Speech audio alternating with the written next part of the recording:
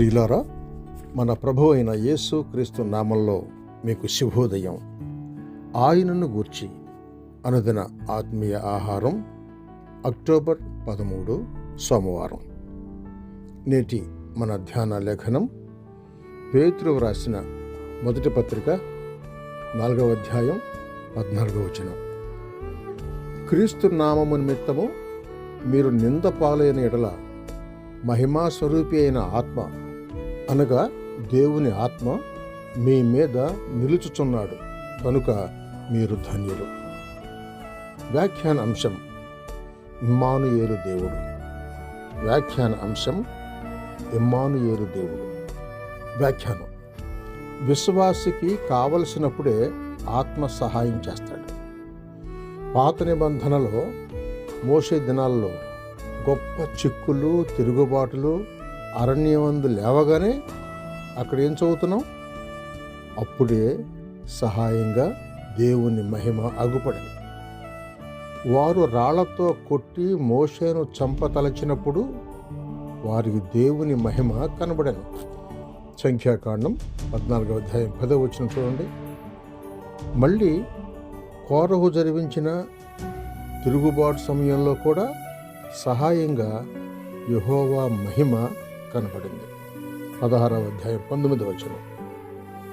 మళ్ళీ 42వ వచనంలో రాయబడినట్లు మోషే అహరోనుల మీద జనులు పోగైనప్పుడు యెహోవా మహిమ కనబడెను.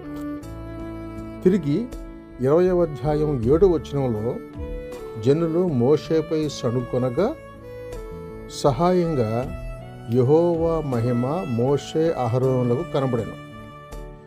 ఆ మహిమ కావలిగా కనబడెను.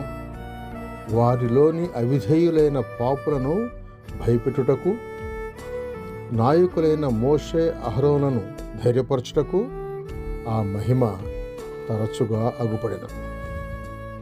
నేనున్నాను, నేను కార్యములన్నిటినీ కనిపెట్టుకుని ఉన్నాను, భయపడకము అన్నట్టు ఆ మేఘము, ఆ మహిమ సహాయం చేయొచ్చు వచ్చాయి.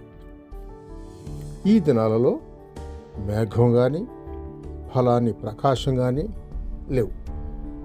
అయితే మహిమా స్వరూపి అయిన ఆత్మ ఉన్నాడని మనకు గోచరం అవుతోంది.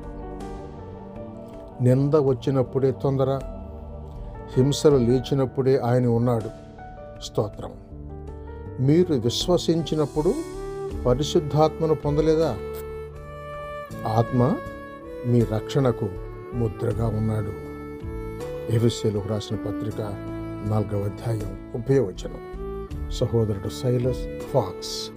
శుభములతో వందనాలు.